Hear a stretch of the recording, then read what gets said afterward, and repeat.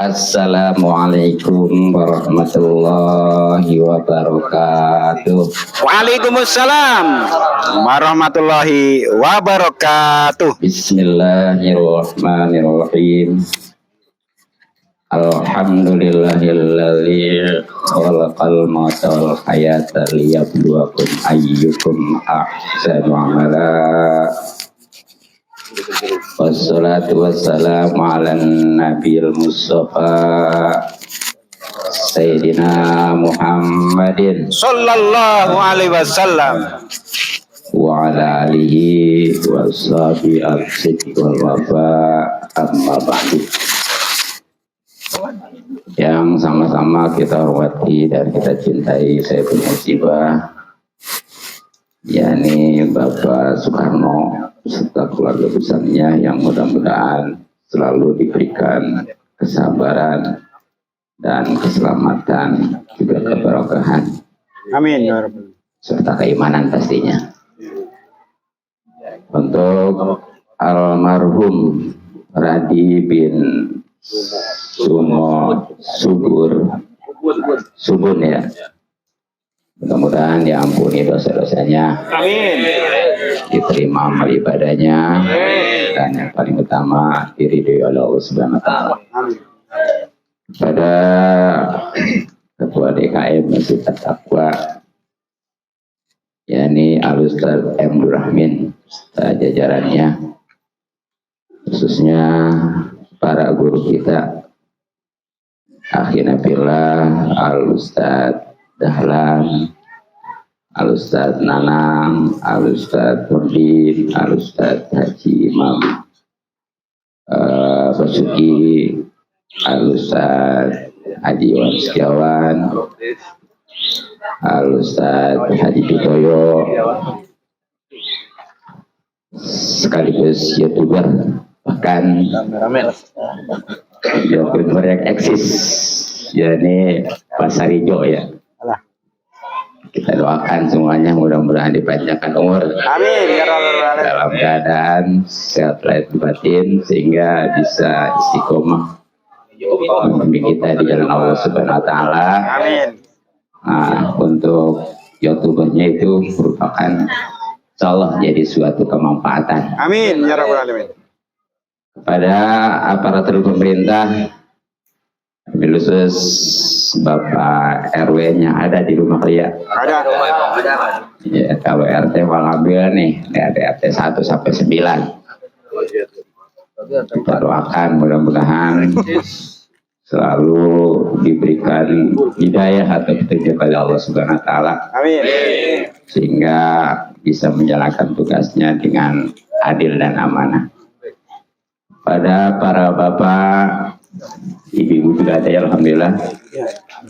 Hadirin wal hadirat, mudah-mudahan kita semua selalu dimuliakan dan diberikan taufik serta hidayah atau petunjuk oleh Allah Subhanahu wa taala. Mudah-mudahan kumpulan kita dirahmati dan diberkati serta diridhoi oleh Allah Subhanahu wa taala, juga mendapatkan pahala yang besar dan kenikmatan di dunia lebih-lebih akhirat. Amin ya rabbal alamin. Jadi kita tahlil juga nih ya, bukan hanya untuk Sayyidul Musibah atau almarhumnya. Ya kita juga kalau ikhlas insya Allah. Makanya tanamkan keikhlasan. Jangan saya mau tahlil, ya nanti kalau saya sudah meninggal ada yang nahlilin. Itu kalau begitu dasarnya, saat umpamanya kita ataupun keluarga kita ada yang meninggal, nggak ada yang nahlilin, karena yang mau membolak-balik hati itu kan Allah ya, stres, pahala nggak dapet. Nauzubillah min. Kita tanamkan aja keikhlasan. Nah, apalagi ya acara tahlil ini, insya Allah nanti ada pengajiannya yang memang ini merupakan suatu kewajiban, yang artinya kalau dikerjakan mendapatkan pahala, kalau ditinggalkan atau belum nauzubillah tanpa disadari dia berdosa. Paling tidak ya kita malam ini sudah sama-sama bisa silaturahmi. Mudah-mudahan umur kita dipanjangkan, rezeki kita dimudahkan, dijambanyakan serta dibarokahkan. Amin ya robbal alamin. Hadirin wal hadirat rahimakumullah. Kita semua pasti seorang anak, betul. Walaupun sudah punya anak, apalagi memang anak-anak. Yang namanya anak, semuanya pasti pengen dapat ridho Allah. Karena kalau sudah dapat ridho Allah, jangankan hidup sehat, sakit juga enak. Jangankan kaya, miskin juga enak. Bahkan jangankan dia masuk surga, masuk neraka juga enak. Nah, yang jadi pertanyaan kan kita, padahal masih sehat, kaya, masih galau itu ya. Na'udzubillah min, berarti itu belum dapat ridho. Kalau sehat, wajar, enak. Kaya, apalagi, terlebih lagi, masuk surga. Tapi apakah ada yang sakit enak, miskin enak, bahkan masuk neraka enak? Supaya membuktikan, Nabi yang mengalami sakit sekian lama, Nabi apa? Ayub. Nabi Ayub ya, yang alhamdulillah di momen Asyura tadi itulah mulai disembuhkannya oleh Allah Subhanahu Wa Taala. Sekian tahun, bukan nggak bisa Nabi Daud berdoa supaya sembuh, tapi beliau malu karena dibandingkan dengan kesehatannya lebih lama. Dan Nabi Ayub itu merasakan kenikmatan di dalam sakitnya itu. Kenapa? Karena dapat ridho Allah Subhanahu Wa Ta'ala. Nah, yang sakit, yang miskin, emang ada yang enak. Kenal Nabi Isa? Iya. Belum Gimana kenalnya? Nggak kenal. Cuma dengar ceritanya. Tahu aja kali ya. Tahu. Ya emang wajib tahu mah, kalau kenal mah. Tahu. Ya, seperti saya sama orang sini tuh kenal namanya. Yang mungkin tahu, wajib. Nabi Isa itu terkenal miskinnya. Dalam riwayat Nabi Isa itu cuma punya pakaian 2 helai. Kalau yang satu dipakai, yang satunya pasti dijemur. Gantian. Iya gantian gitu ya. Nah tapi beliau itu tetap merasakan nikmat. Padahal kalau memang minta Nabi Isa kaya bisa. Kenapa? Nikmat, dapat ridho Allah Subhanahu. Justru kalau kita mah dipakai banyaknya ya, apalagi ibu tuh. Numpuk kan ya. Seragam tiap bulan. Jangan tiap bulan Kan lebaran juga kadang-kadang laki mah rela nggak salin ya, yang nggak tikang. Iya nggak beli ya, yang penting istrinya kan. Nah gitu. Tapi sih galau. Kalau istri tahu itu kan. Enggak ya, yang enggak mah. Enggak. Emang mestinya tuh Bu ya. Enggak ngaku. Termasuk bapaknya nih ya. Yang bagus mah tuh setiap kita beli salin, yang lama keluarin tuh. Emang ini gampang ngomong masih emang ya. Tapi mudah-mudahan ya. Jadi motivasi. Ya bahkan tadi orang yang masuk neraka juga kalau dapat nikmat, kalau dapat ridho enak. Siapa tuh? Malaikat Malik, tahu? Tahu ya? Enggak ditanya kenal sekarang malaikat. Coba gini mah, jangan kenal lah malaikat Malik mah ya. Jangan kenal, bahaya. Kalau mau dikenalin mah malaikat Ridwan aja. Ya, kalau mau kenal mah Ridwan aja, Ridwan. Ya kayak Ridwan. Jaga surga. Nah malaikat Malik ini di neraka nikmat, bahkan malaikat Malik mah nggak bakal masuk surga kan? Dijagain neraka. Karena jagain neraka. Kenapa? Kali-kali bisa. Karena merasakan nikmat. Kenapa bisa demikian? Karena dapat ridho Allah Subhanahu wa Ta'ala. Paham? Jelas sampai di sini jelas? Insya Allah. Nah sekarang kita nih selaku seorang anak supaya dapat ridho Allah, bagaimana caranya? Rasulullah Sallallahu Alaihi Wasallam bersabda, ridullah fi ridul walidain. Keriduan Allah terletak pada keriduan kedua orang tua bagi seorang anak pastinya. Artinya kalau orang tua ridho, insya Allah Allah juga ridho. Dengan kata lain, untuk meraih ridho Allah, raih dulu keriduan orang tua, insya Allah. Nah, bagaimana nih kita meraih keriduan kedua orang tua? Nah, mungkin di sini ada yang orang tuanya masih hidup, betul. Ada juga yang sudah meninggal seperti ini Bapak Soekarno ya. Nah, untuk yang masih ada, ini kebagi dua. Ada yang masih nyampur, ada yang sudah misah, betul. Nah, kalau yang masih nyampur, yang masih bersama, itu di dalam kitab Tampil Gopilin ada 10. Ya, sebenarnya mah penjabaran dari ayat-ayat yang ada di dalam surat Al-Isra. Ya. Ya, intinya kalau masih nyampur, perhatikan makannya, minumnya, pakaiannya, dan yang paling penting adalah sopan santunnya. Sebab walaupun dia dipenuhi, diperhatikan makannya, minumnya, pakaiannya, kalau nggak sopan santun, jodar, sakit hati itu orang tua, betul? Lebih baik walaupun kurang diperhatikan makanan, minuman, dan pakaiannya, yang penting dia sopan. Sebab masalah makan, minum, dan pakaian ini terkait kemampuan, betul? Adapun kalau sopan santun, insya Allah mau mampu, mau tidak, semuanya bisa. Kalau memang dia mau. Memang apa sih sopan santun ini? Gampang ngomong apa? Ketika dijabarkan apa sih sopan? Biasanya sopan itu hubungannya dengan sikap. Ya kan orang dulu mah nih, kalau mau masuk ke rumah aja ada orang tua di pintu, gak berani. Mendingan jalan belakang, betul? Iya. Seandainya terpaksa juga, apa gini-gini nih? Iya. Minik-minik bahasanya tuh. Coba anak sekarang. Loncat aja. Hah? Lompat. Siapa bisa? Wah, baca saudara gue. Kan kita tahu juga ya. Nyalik tuh.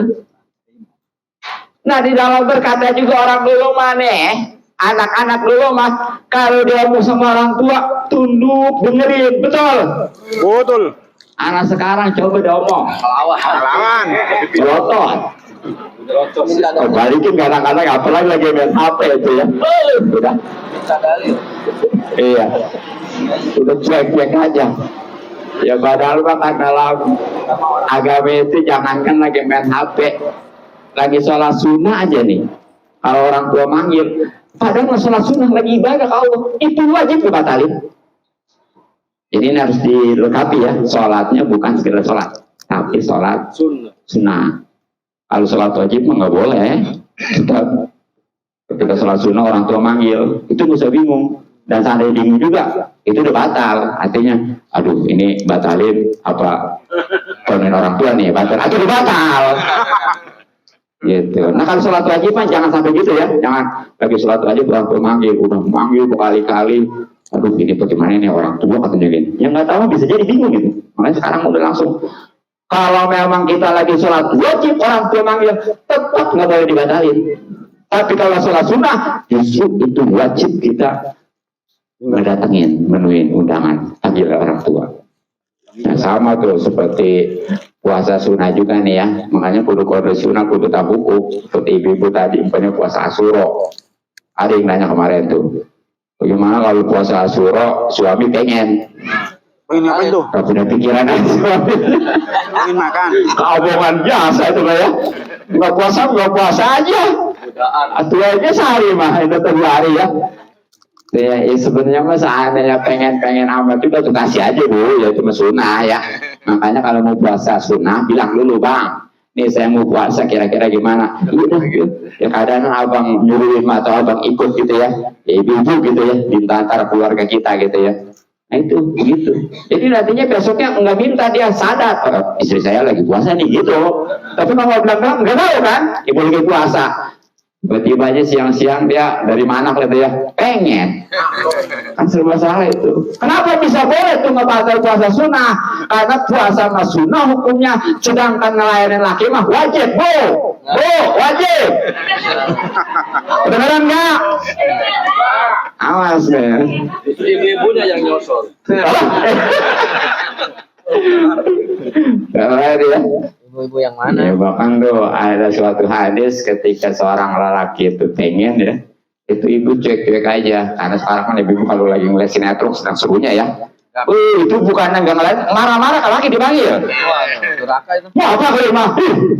Itu semalaman gue dikutuk bu, kalau ibu mati itu malam itu, naudzubillah ya. Pulang solek. Iya. Entar Pak. Kudunya peka bu, ya suami mungkin kalau apalagi banyak anak nggak mungkin bulu, enggak, paling gitu ya.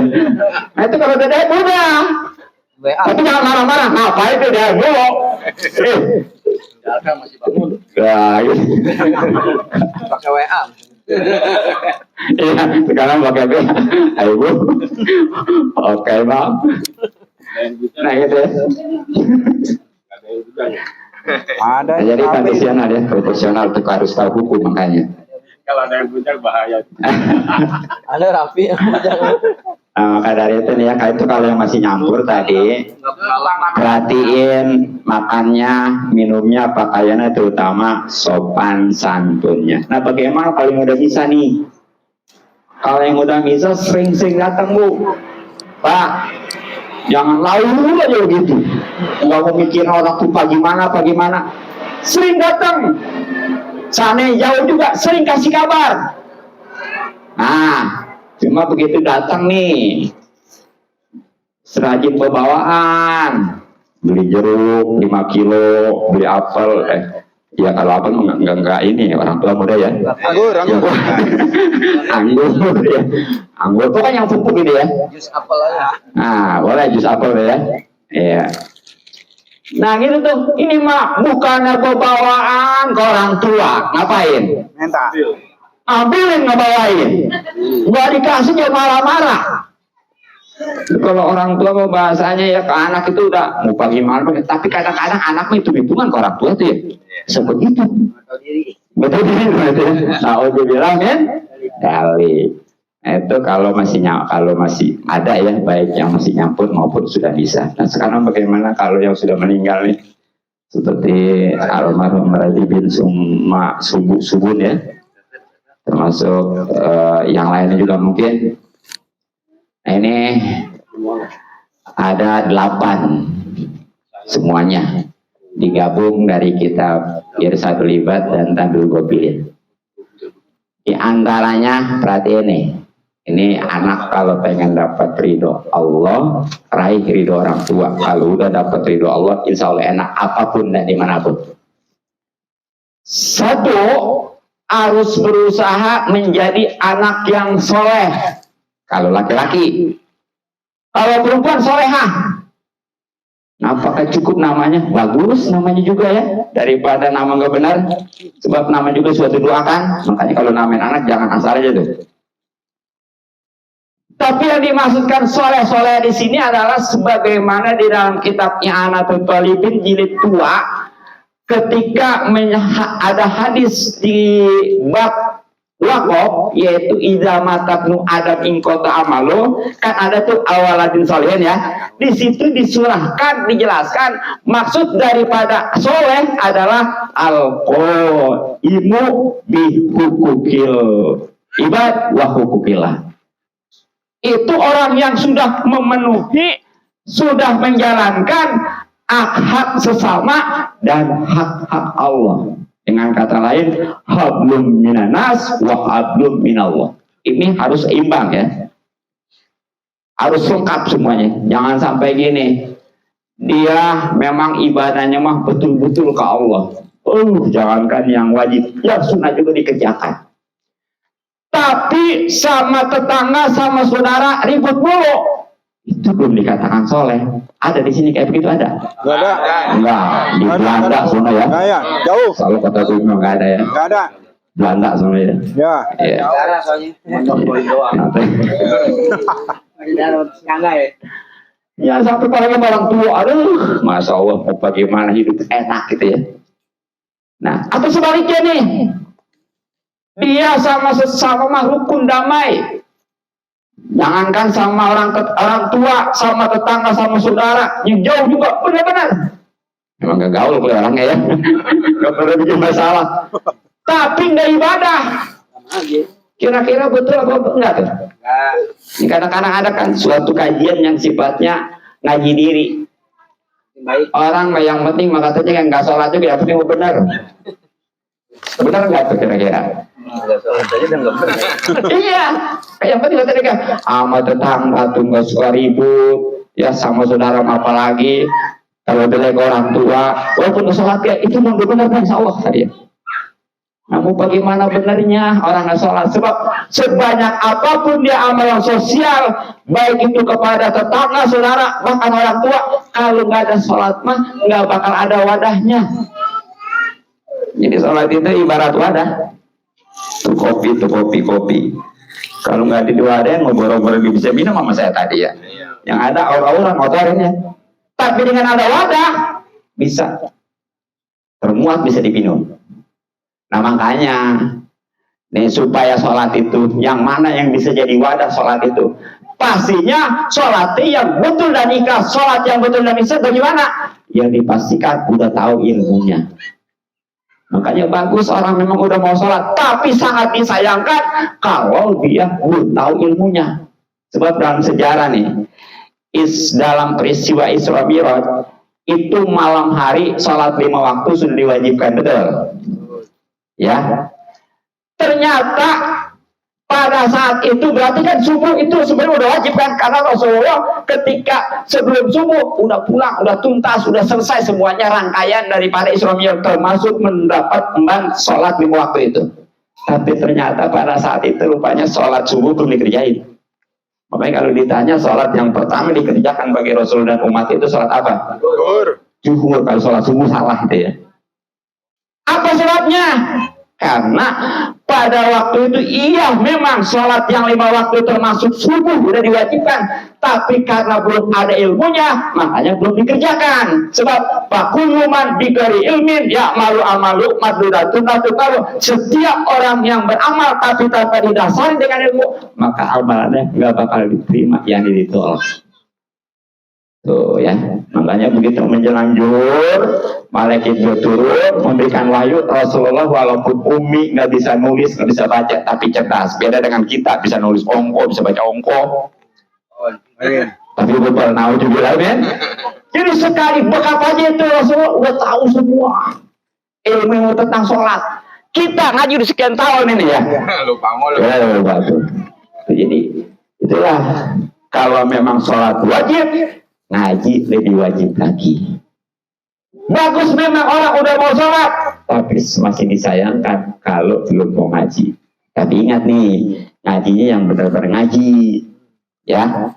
Jadi ngaji itu seperti pakai kitab, terutama bahasan tentang ilmu sholat, wudhu dan lain-lain. Jangan dianggapnya lah kata itu kuno. Ini ada kadang-kadang suatu golongan, udah jangan ngaji-ngaji rukun sholat, rukun wudhu segala kuno itu mah. Nah, orang walaupun umpamanya cita-cita tinggi mulia, umpamanya mau menegakkan syariat istilahnya ya. Kalau memang ibadah sholat yang gak benar, bagaimana mau bisa dia? Sebab itu mendasar. Makanya ya, yang udah mau sholat, alhamdulillah, tapi jangan lupa ngajinya ya. Sangat disayangkan kalau masih belum ngaji. Nah itu jadi orang sholat itu begitu tuh. Ibadah kepada Allah betul-betul ikhlas pastinya, dan kepada sesama juga rukun. Nah kenapa? Ini salah satu hal yang sangat dianjurkan bagi seorang anak kalau pengen mendapat ridho orang tua, kesan dapat ridho Allah yang akhirnya bisa enak hidup dimanapun juga. Karena tidak ada hal yang paling disukai dicintai oleh orang tua selain anak itu soleh. Karena anak soleh nih di dunia juga udah nyenangin, betul. di akhirat mah apa lagi? Dia ada sebaliknya yang soleh, jangankan di akhirat, di dunia itu udah, pokoknya ngejengkelin, apalagi di akhirat nanti. Itu jangan dianggap ya anak begitu aja. Nih anak nanti di akhirat bisa nolong ke orang tua, bisa sebaliknya ngedakwah ke orang tua. Kalau anak itu soleh, insya Allah bisa nolong orang tua. Walaupun orang tuanya sudah masuk neraka, bisa diselamatkan di masuk surga. Tapi kalau anak itu toleh sebaliknya, jangankan itu orang tua di neraka, mau masuk ke surga, bisa jadi diseret ke neraka. Bagaimana caranya untuk menjadikan anak yang soleh? Tentunya adalah didik agama. Walaupun nggak jadi ustadz, nggak jadi kiai, yang penting soleh. Jadi ukuran soleh itu bukan ustadz, bukan kiai. Kiai ustadz juga belum tentu soleh. Namanya aja yang soleh. Kasih nama soleh.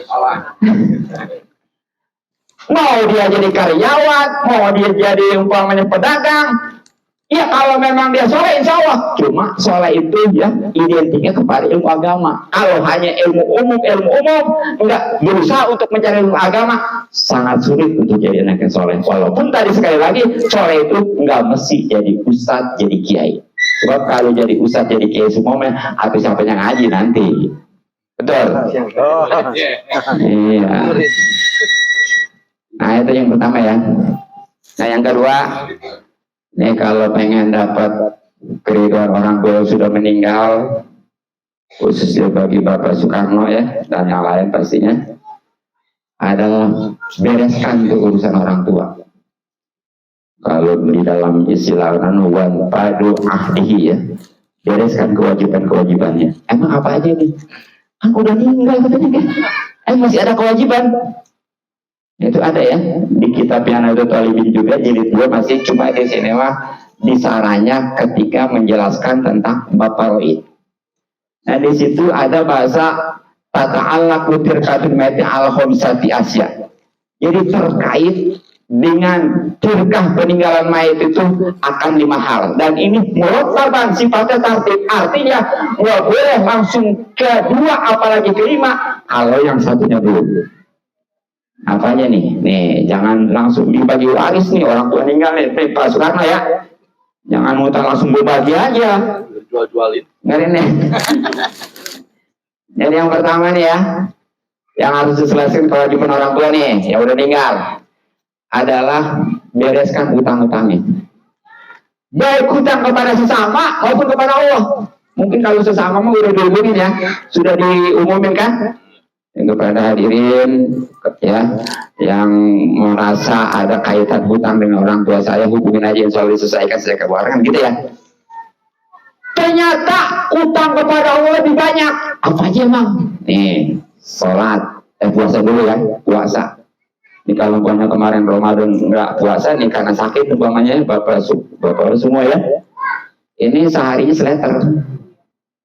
Video yang nggak usah digodok nggak udah mah. Karena udah meninggal. Kalau memang nggak sempat dari puasa Ramadan umpamanya sakit sampai ke sini makin parah sampai akhirnya meninggal deh ya. Tapi kalau sempat sembuh mah tetap bagi digodok. Jadi puasa 1 hari 1 liter. Apalagi sholat mah itu bukan lagi 1 hari. Tapi 1 waktu 1 liter. Tuh, ini kira-kira kalau umpamanya sehari berapa? 5 liter kalau sebulan, setahun. Maka sholat pun ada dalam setahun itu nggak ada libur ya, kecuali ibu ya. Ibu juga yang masih head di sini pas kalau yang lain enggak kan? Gitu. Nah itu makanya nih yang merasa miskin jangan coba-coba tinggalin sholat. Ntar siapa yang ngebayarin? Yang punya juga anaknya belum tentu ingat, betul? Tapi jangan lebas ini lah, saya mah kayak ini ntar kalau meninggal anak aja biar bayar fidyah. Kalau ingat anaknya kalau kagak, gitu ya. Jadi yang kaya tetap sholat, ya ada harta mau buat infak gitu ya. Yang miskin terutama jangan coba-coba tinggalin sholat, nanti siapa yang bayar? Nah itu ya. Nah terutama ternyata ya sebagaimana rukun Islam tuh di samping puasa, sholat. Nah kalau memang di zakat juga kewajiban seperti waktu hidupnya nih, dia kewajiban zakat karena memang udah nisab, tapi karena sayang dia nggak ngeluarin zakat. Nah ketika meninggal itu wajib anaknya ngodoin keluarin. Termasuk haji nih. Nah ini nih. Kalau waktu hidupnya dia itu wajib untuk haji karena memang sudah mampu. Kalau mesti ngejual rumah jangan, terpulang kemana deh ya. Maksudnya, kalau dia punya tanah di kampung umpamanya, atau punya sawah gitu ya, punya mobil. Nah mobil sama haji malah mana sih? Mobil ya, di sini punya mobil banyak kan yang udah haji. Utang lagi. Nah itu, ini ancaman Rasulullah ya. Ini dengerin nih. Man malaka zadan al-rohilatan tuballighu ila baitillah walam yahuja pala ali ayamu tayyahudin aw nasraniyah. Coba tuh. Siapa aja yang sudah memiliki bekal dan kendaraan, berarti kalau punya pesawat, ya, atau pesawat mah orang ini juga nggak ada ini ya. Paling nggak buat hanya ada gitu tuh. Ya. Tapi dia karena sayang atau mungkin dia itu masih ngelang, saya masih punya anak yang perlu didikan, akhirnya enggak untuk haji. Perhatikan nih, jadi jangan sampai melang gara-gara anak untuk pendidikannya. Itu duit bukan dipakai haji, malah buat pakai anak. Anak ada rezekinya masing-masing, dan juga belum tentu kita nyampe pendidikan apa tuh. Udah jadi pengertian wa ma min dabatin fil ardi illa 'ala rizqiha. Tidak ada satupun binatang yang melata di muka bumi ini terkecuali semuanya ada rizkinya. Itu bukan makan minum aja, termasuk pendidikannya. Makanya gak usah stres, selagi masih hidup dimanapun, semiskin apapun, tetap masih ada rizkinya. Justru sebaliknya, kalau walaupun dia kaya, misalnya nggak habis 7 turunan, kalau memang udah habis rizkinya, mati. Betul. Ada kan orang-orang hartanya itu nggak habis 1 turunan, emang udah habis rizkinya, mati. Nauzubillah men. Jadi nih, hati-hati ya. Waktu hidupnya dia kalau berangkat haji bisa karena ngejual tanah atau kendaraan, kemudian nggak perlu haji tadi tuh, maka alhamdulillah matinya itu walaupun dia rajin sholat, rajin ibadah, itu milihnya suruh milih Yahudi Nasrani. Coba tuh bagaimana tuh? Pemerintahnya yang lama haji. Ya kalau udah daftar mah nggak masalah, itu namanya udah benar-benar. Iya, justru sebenarnya mah haji sekarang lama itu enak, tujuannya buat kesempatan belajar ilmunya. Jadi jangan sampai haji karena hanya ada duit aja gitu. Kan bukan aja karena hanya ada hanya perlu juga ilmunya. Oh itu kalau mengandalkan dari manasik belum memadahi gitu istilahnya. Ya, karena di dalam setiap rukun itu ada syarat-syaratnya.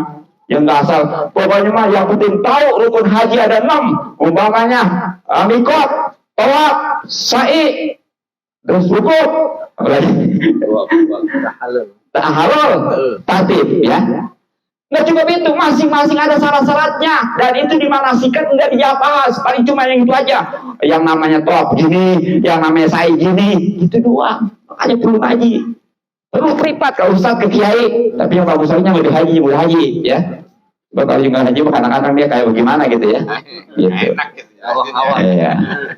Nah gitu. Nah jadi buru-buru tuh.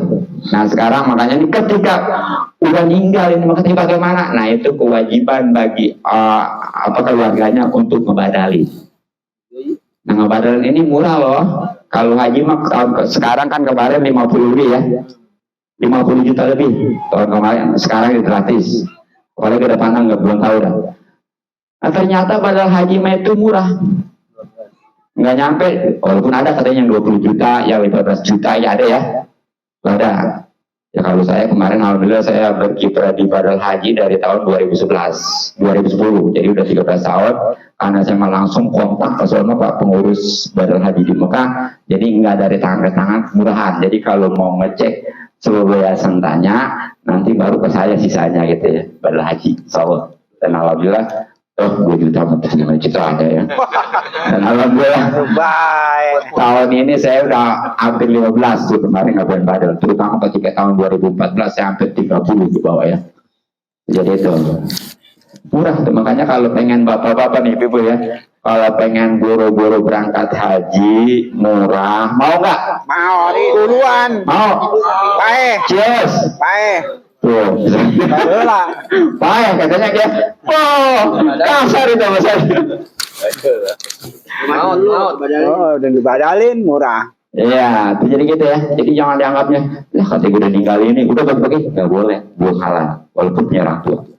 Nah, bagaimana kalau seandainya tuh waktu hidupnya mah dia belum berangkat, belum apa namanya, belum mampu seandainya haji, seandainya itu dijual juga paling lakunya 30 juta, tapi buat badal haji cukup nggak? Cukup, tetap itu wajib. Cuma bedanya kalau tadi mah spontan nggak boleh ditunda sampai tahun berikutnya. Kalau yang ini mah nih cuma cukup untuk buat badal, itu boleh kapan-kapan aja, tetap dibisain duluan, jangan dibagi-bagi. Walaupun punya orang tua, tetap belum halal itu.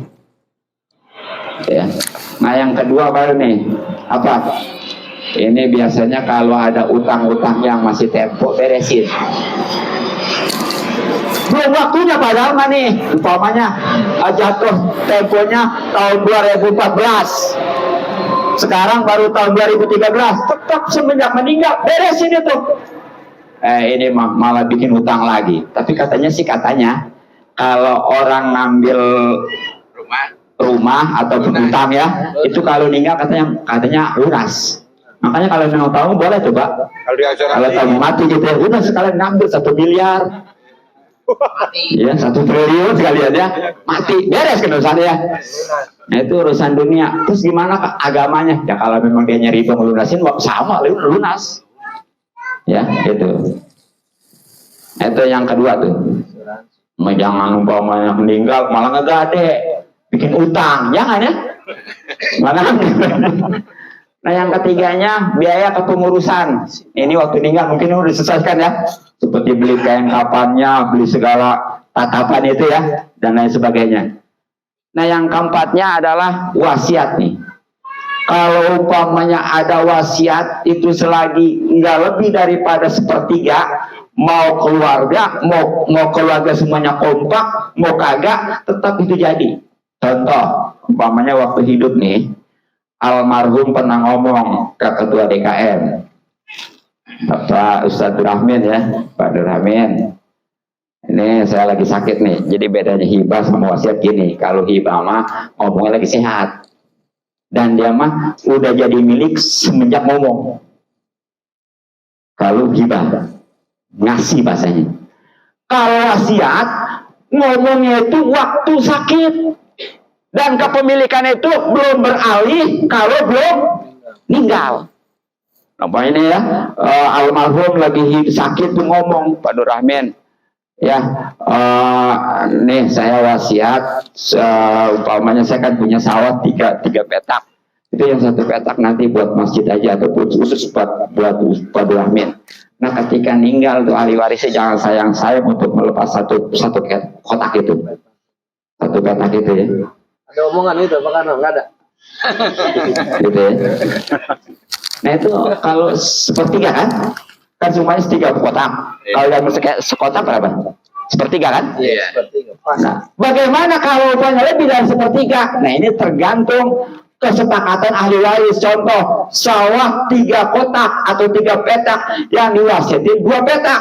Nah kalau memang ahli waris semuanya setuju, jadi 2 petak 2 kotak itu. Tapi kalau tidak setuju 1 pun, tetap yang 1 kotak mah jadi, paham? Tetap jadi yang 1 kotak mah, walaupun nggak sepakat semuanya. Jadi jangan apa urusan orang lain katanya ya, ini kita bagi-bagi aja, nggak halal itu walaupun punya orang tua. Nah yang terakhir baru nih, udah beres kan 5 tuh, baru namanya warisan. Tuh nanti laki-laki dapatnya berapa, perempuan berapa, istri berapa, itu diparoid ya, diatur. Nah insya Allah kalau sudah begitu mah jangankan banyak, sedikit juga berkah. Kalau berkah mah insya Allah manjang, ibadah juga enak. Ini kadang-kadang banyak warisan tapi habis-habisan, betul. Kadang-kadang enggak habis, tapi ini keluarga susah jasa diajak jalan ke Allahnya. Kenapa? Karena enggak berkah. Memang bagaimana berkahnya? Halal juga kagak. Jadi jangan bicara berkah dulu kalau belum halal. Kalau sudah halal itu belum tentu berkah. Kayak pedagang nih, padahal dia tahu tuh tentang syarat rukun dagang, jadi syarat-syarat dagang, usaha tapi nggak ibadah, nggak berkah. Halal memang, tapi nggak berkah. Itu bedanya ya. Jadi keberkahan itu diraih dengan ibadah kepada Allah Subhanahu Wa Taala. Insya Allah. Nah itu ya, baru tuh. Dari situlah baru disebutnya harta anak yatim tuh. Jadi dari awal dulu, dia semenjak meninggal mah belum dikatakan anak harta anak yatim dulu. Tuh kalau udah pas dibagi tuh anaknya laki-laki nih ke bagian berapa, yang perlu berapa. Nah itu kan karena orang tuanya yang meninggal laki-laki yatim itu kan yatim tuh ya. Nah baru tuh itu yang nggak boleh diganggu juga tuh. Itu namanya harta yatim. Tapi kalau dari awal mah justru harus diselesaikan dulu. Nah, mungkin untuk ya sebenarnya masih banyak 98 ya, baru 2 ya. Mudah-mudahan walaupun 2 ini cukup dipahami dan pasti diamalkan insya Allah. Selanjutnya kita ngaji, bagaimana tadi saya sampaikan, ya bagus orang yang mau sholat, tapi sangat disayangkan kalau belum mau ngaji. Maka dari itu walaupun sebentar, baru istiqomah kita ngaji insya Allah.